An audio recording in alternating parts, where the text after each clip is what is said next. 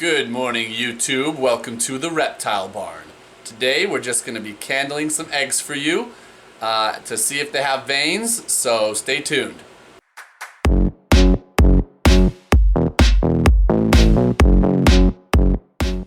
Alright, what do we got? Alrighty, we're going to pull out this clutch of eggs, these Sailfin eggs, and check for veins. Alright. So when we first pulled the clutch, it was pretty clear that they were fertile. They certainly looked way better than the other Sophie eggs we've had before. But now it's been about a week, a little tiny bit more maybe, and it's, you know, just for our peace of mind, we'd like to see some veins. They're looking perfect still, nice and plump. So we'll turn out the lights, turn this flashlight on, and we'll give it a go. And if this doesn't show up super well, we'll take some pictures. Yeah. Throw those in the middle of here just to show you guys. So just take them and set them right on the light, and I'll film. You know, I'm going to try it on this one. Mine has a ridge, like the eggs, so it won't fall. Just the way the case is.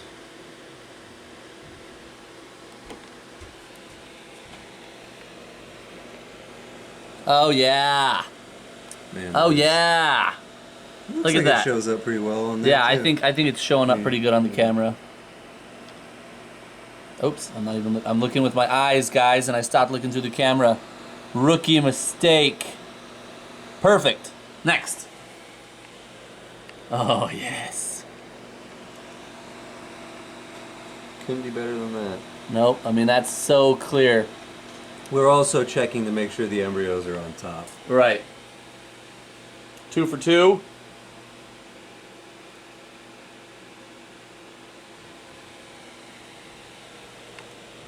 Oh, yes. Oh, it's so beautiful. Look how obvious that is, guys. In a month, you're going to see like a wriggling little lizard in there. Next. Hopefully. Hopefully, right. Yeah, of course, if all goes well.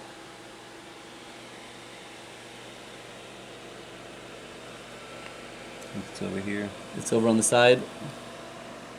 Oh, I see it. It's just not as obvious, but it's right there. Yeah. Still veins. Don't worry, everyone.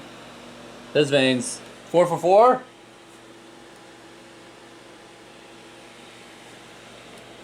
No, that's perfect. Yep. Oh man. This is exciting. They're developing well. And last one. Yep. Fantastic. There's dirt on the surface of this egg, guys, so it's harder to see with the camera. Come my way a little bit, I think it would work a little better. But it's pretty clearly got veins and a little embryo in there, so. Awesome. Now, if any of you are worried about us handling the eggs like this, this room is pretty darn warm, and the Sailfin eggs do not need as high of temperatures as, say, the python eggs that we're used to. So taking them out like this for just a minute to check them over, totally safe, not a problem. In fact, we believe that giving them air exchange, opening up the plastic every day for just a minute or two so they get fresh air, is probably safer than not opening them, if that makes sense, because one of the things that people believe can cause eggs to go bad right at the end of incubation, let me turn this other light on, oh, there we go, is when the embryo inside the eggs are already pretty large, they have a higher oxygen requirement, and there's less oxygen to go around in their tiny little egg box. So giving them fresh air each day is good. We want to do that, especially towards the end, I would think. We don't want our embryo to suffocate 2 days before hatching. That would be terrible. So we're doing it safe. It's probably close to 80 degrees in this room. Yeah, it's only a couple degrees cooler in here than the incubator is, so it's really not doing much to pull them out for a couple minutes. And we're not like passing the eggs around or anything, and we're making sure that when we put them back, the embryo is up, so they should be good to go. That doesn't mean we'll have perfect success incubating these. This is our first time with a full clutch like this, but so far so good.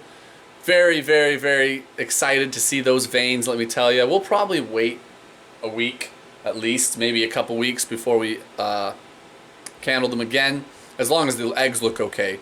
We'll probably also throw a lid on there for anyone that was wondering about just that Right, plastic over right, there right. for when they actually are going to come closer to hatching. So, incubator's working great. Here's our little setup, just so you can see what we ended up finally doing. Thermostats on top. Go ahead. Oh, we're gonna adjust this also once these eggs are out of here, just because it took a little bit of fine tuning. This is the first time that we did this small of an incubator. I don't know if you've shown our large incubator on I've the shown it vlog before, but yeah. our ball python incubator is a full-size cabinet. This is just a little medicine cabinet. So we had some issues with the amount of heat tape. It was just the fluctuation. It would go too high, and then we had to pull half the heat tape out of there. And so we have one of the racks is actually sitting out here right now. But once these eggs hatch, we'll adjust it a little bit more. What I'll probably end up doing is cutting a hole in the top and insetting the fan in here and hooking the fan up to a cooling thermostat so that we have temperature regulation in both ways. So that if the incubator kicking on makes it so that it goes above the set temperature for any amount of time as it's trying to regulate, the fan will then kick on when it goes above its set temperature to cool it back down. So we'll have regulation for the high and the low.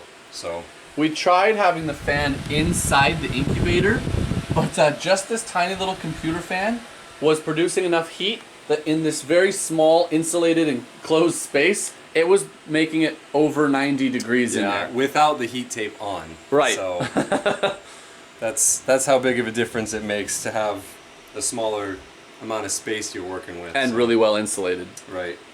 Anyways, hope you liked it. Hope you're excited. Those of you who have not ever seen a sailfin dragon, I think we're going to try and film in the next couple days a full-length feature on how we keep sailfin dragons, specifically the Philippine sailfin dragons that we have, although all three main species I'm pretty sure kept virtually the exact Very same. similar, Although I guess the Weebers are smaller, so you could do it on a slightly, but basically the husbandry are the same, so that's coming soon.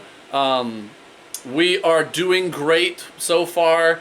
I know the world is crazy, so I mean your work is essential, ours is essential. Our spouse's work is essential, you know, just meaning that we haven't been shut down. So our income is safe, our animals are safe, everything's being taken care of. The big feed store that we use for lots of our animals is up and running, totally stocked.